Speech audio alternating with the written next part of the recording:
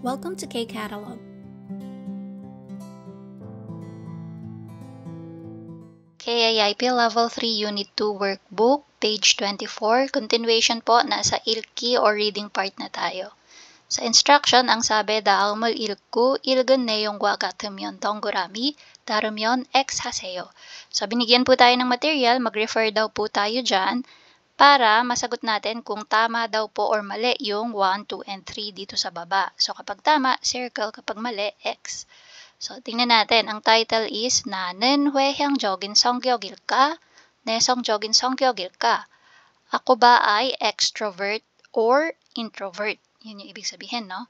Tapos dito, 내성적, again, ito yung introvert. Tapos binigay yung mga characteristics ng isang introvert na tao.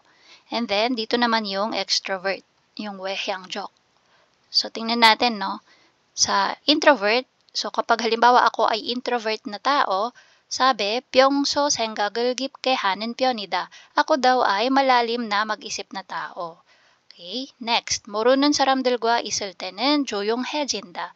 So kung ako ay introvert, kapag kasama ko yung mga taong hindi ko kakilala or ka-close, nagiging tahimik ako. 문제가 생기면 자신의 힘으로 먼저 해결하려고 한다. So kapag ako ay nagkaroon ng problema, ang ginagawa ko, on my own, tinatry ko siyang isolve. So yan po yung characteristics ng pagiging introvert. So sa extrovert naman tayo. Kung ako ay isang extrovert, 사람들과 대화할 때 먼저 말을 거는 편이다. So kapag nakikipag-usap sa ibang tao, I tend to speak first. Ako yung nag-open ng conversation. Then, 모임에서 여러 사람들과 잘 어울린다. Kapag may gatherings, I easily fit in sa ibang tao. Okay? Sa iba't ibang tao. Then, yung pangatlo, 다른 사람들의 시선과 관심의 부담을 느끼지 않는다. So, dito sabi, 시선, ito po ibig sabihin yan is yung gaze or yung pagtingin ng ibang tao sa'yo. Okay? So, yung ibang tao kapag tumitingin or may interest sa akin, 부담을 느끼지 않는다. Hindi ako nababurden. Okay, yun yung ibig sabihin yan. So, ito po yung extrovert. Then, introvert yung sa taas. Check natin number 1. 내성적인 성격은 모르는 사람들과 있을 때 말을 안 하는 편이다. So, dito sabi, 내성적인. So, dito tayo titingin sa taas. Sabi, 모르는 사람들과 있을 때 말을 안 하는 편. Ibig sabihin, hindi nagsasalita or tahimik lang kapag kasama ang ibang tao. So, ito yun, no? 모르는 사람들과 있을 때는 조용해진다. So, 내성적, tama po, circle. Okay, dito tayo sa number 2. 문제가 있으면 도움을 요청해서 해결하려는 사람은 내성적인 성격에 가깝다. So, yung 가깝다 po dyan is close or malapit. So, malapit daw po sa pagiging introvert na personality. Kung ikaw yung tipo ng tao na pag may problema, nanghihingi ka ng tulong sa ibang tao para ma-solve yon. So, 내성적, tingnan natin. Anong sabi sa 내성적? 문제가 생기면 자신의 힘으로 먼저. Ibig sabihin, by myself muna, no? On my own muna na sinosolve. So, hindi agad nanghihingi ng tulong sa ibang tao. Try to fix it on your own muna, tapos saka siguro nanghihingi ng tulong sa iba. So, X po ito. Number 3, 외향적인 성격은 다른 사람들의 시선과 관심을 불편해한다. So, 불편해한다, ibig sabihin, you are burdened. Okay? So, tama ba? Sabi sa 외향적. Ito siya, no? Yung pangatlong checkbox.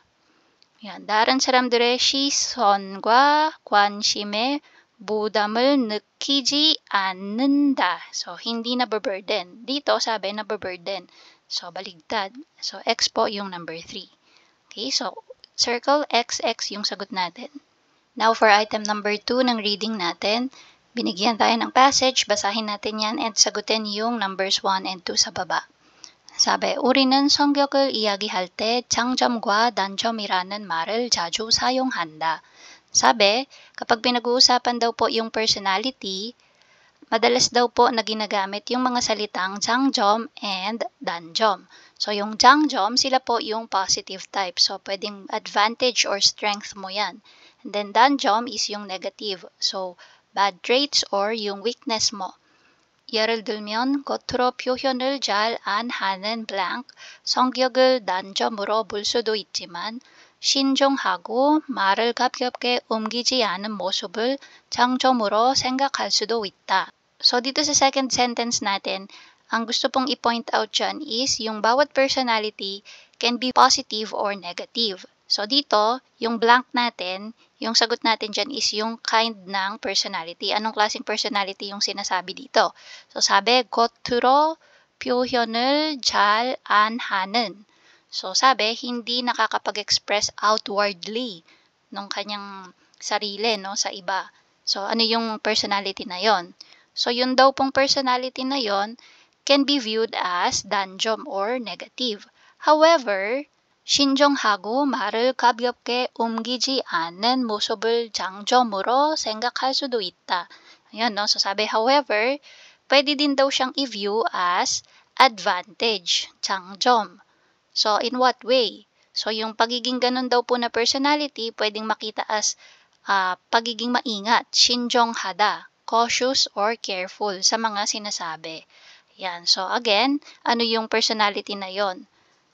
And then, 또 소심한 성격을 스트레스를 많이 받는 편이지만 다른 사람의 이야기를 잘 들어주고 배려심이 많은 성격이기도 하다. So dito, nagbigay ulit ng example na personality. So ito yung pagiging 소심하다. 소심한 성격, ito po yung pagiging timid. Ano ba yung mga timid person? Hindi masyadong palasalita, no? So less self-esteem. Ang pagkakadescribe sa kanya is stress를 많이 받는 편. So sila yung mga tipo ng taong madalas na nai-stress. However, so binanggit muna yung pagiging weakness nung personality na yon. Tapos yung kasunod, 다른 사람의 이야기를 잘 들어주고, so good listener naman sa ibang tao, and very considerate. So yun naman daw yung positivity or advantage nung personality na yon. So again, binigyan tayo nung dalawang magkaibang personality tapos dinescribe lang paano siya naging weakness and strength. So dito tayo sa second paragraph. 성격은 어떤 면에서는 장점이 될 수도 있고 단점이 될 수도 있다. Sabi, yung personality daw in some ways can be good or advantage and can also be disadvantage. 그렇기 때문에 다른 사람이 너는 소극적인 성격이 문제야. 너는 좀 소심한 편이야 라고 이야기하는 것에 심각하게 고민할 필요는 없다. Okay, so sabi dito, because of that, dun sa mga inexplain sa naunang sinabi, darin sarami, kapag yung ibang tao daw, ang narinig mo na sinabi sa'yo is, ikaw passive masyado yung personality mo, problem yan. Or, ikaw masyado kang timid na tao. Kapag yan daw yung mga nasabi sa'yo or narinig mo, 이야기하는 것에 심각하게 고민할 필요는 없다. Ibig sabihin, you don't have to be really burdened or be bothered about it. No need to take it so seriously kasi nga, per every personality, pwede siyang good, pwede siyang bad. Depende yan sa tao. Okay? So, try nating sagutin yung number 1. 기억에 들어갈 알맞은 말을 고르세요. So, ano yung sagot daw dito sa blank? Anong personality yan? 적극적인, 내성적인, 외향적인. So, yung 내성적인, introvert. Kabaligtaran is 외향적인, extrovert. And then, yung 적극적인, pagiging active.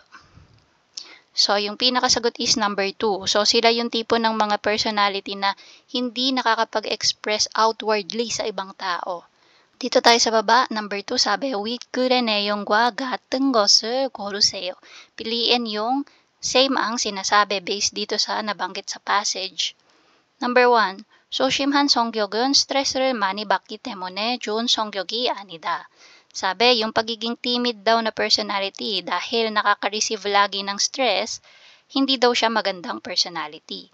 Mali po, no? Again, hindi in-emphasize na bad personality siya. Binigay yung bad and good side. Number 2, 다른 사람들이 내 성격이 문제점을 말해주면 고치려고 노력해야 한다. So dito, kapag halimbawa narinig mo daw sa ibang tao na may problema sa iyong personality, kailangan daw mag-try ka na i-fix yung personality na yon. Again, wala pong sinabi na ganyan. Sabi nga, you don't have to be burdened by it. Don't take it seriously. Number 3, 성격은 생각에 따라 장점이 될 수도 단점이 될 수도 있다. So sabi, yung personality daw, it depends sa thinking or opinion ng bawat tao. So pwede siyang maging positive and pwede ding maging negative. Okay, so ito po yung tama. Number 3 yung sagot natin. Level 3, Unit 2 ng workbook, page 25. Sige, writing part na po tayo. Instruction, 다음은 바꾸고 싶은 나의 성격에 대한 글입니다. So, yung passage daw po is about sa kagustuhan niya na ma-improve or balitan yung kanyang personality. 메모를 참고하여 글을 완성하세요. So, mag-refer daw po tayo dito sa memo na pin-provide para masagot natin yung mga blanks dito sa baba. So, discuss natin tong nasa taas. 바꾸고 싶은 나의 성격. So, ano daw yung gusto niyang palitan na personality? Not totally palitan, but to improve, no? Ayan. So, sabi niya, 내 성적이고 소극적인 성격. Ito yung original na personality na meron siya. So, introvert at saka passive. Gusto niyang ma-improve into 활발하고 적극적인 성격. So, yung pagiging cheerful or jolly person at saka pagiging active or positive-minded. 바꾸고 싶은 이유, ano yung reasons niya, ba't niya gustong improve? 친구들과 어울리기 힘든다. So, hirap daw siya na makibagay sa kanyang mga kaibigan. 새로운 사람들을 사귀기 어렵다. Hirap din siya na makipagkaibigan sa iba. 항상 자신감 없는 사람처럼 보이는 것이 싫다. So, ayaw daw po niya na nakikita na lang siya palagi as a person who has no self-esteem. Next, 앞으로 해야 하는 노력. So, ano yung mga ways to improve na balak niyang gawin? 사람들을 많이 만날 수 있는 모임에 자주 참석한다. So, dun daw po sa mga gatherings kung saan maraming tao yung nagkikita-kita is itatry niya na madalas na sumali. Basahin natin yung nandito sa baba, no? 나는 평소에 내 생각이나 의견을 잘 표현하지 않은 내성적인 성격이다. Sabi, siya daw po usually yung kanyang naiisip or opinion ay hindi niya na-express kasi nga siya ay introvert type of person. 또 소극적이어서 주로 어떤 일을 할 때 스스로 나서는 것보다 누가 시키는 일을 하는 것이 편하다. So, sabi niya, usually, mas madali daw po sa kanya na may magsasabi kung ano yung gagawin. So, 소극적이어서, siya po ay yung passive type of person. So, hindi siya yung nangunguna, kumbaga, no? Diba, pag yung kabaligtaran, 적극적이다, ikaw na yung gagawa on your own kahit walang nag-uutos sa'yo. So, siya yung kabaligtaran. So, usually daw, kapag may gagawin, mas okay sa kanya yung sasabihin sa kanya kung ano yung gagawin. kaysa yung siya yung nangunguna. 오랫동안 이렇게 살았지만 요즘은 이런 성격을 blank 바꾸고 싶다. So dito, yung number 1, makikita natin yung sagot dyan dito sa 바꾸고 싶은 나의 성격. So, ito na yung gusto niyang gawin, di ba? Gusto niya nang maging 활발하고 적극적인 성격. So dito, 활발하고 적극적인 tapos 성격 Okay, so you're going to change it with this kind of personality. 성격으로 바꾸고 싶다. So dito tayo sa second paragraph. 오랫동안 사귄 친구들을 만났을 때도 가끔 어울리기 힘들고. So ito yon, no? 새로운 곳에서 blank기 때문이다.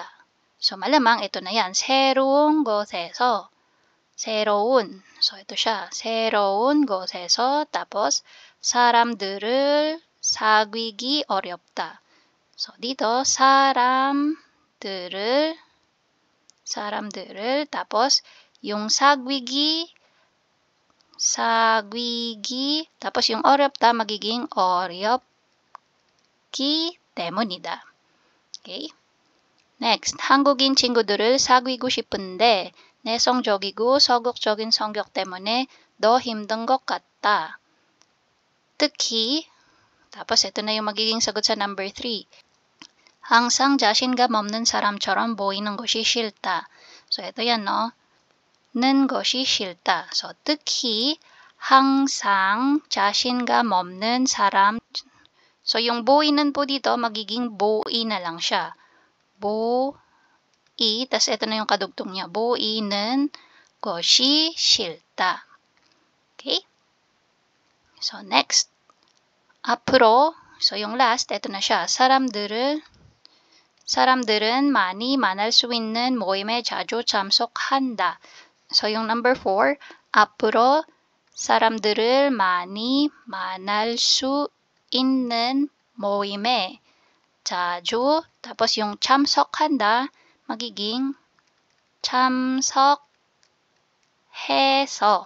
Kasi may kadugtong pa siya, no? Ito, 참석해서 사람들과 어울리려는 노력을 할 것이다. Okay, so yan po yung writing part natin.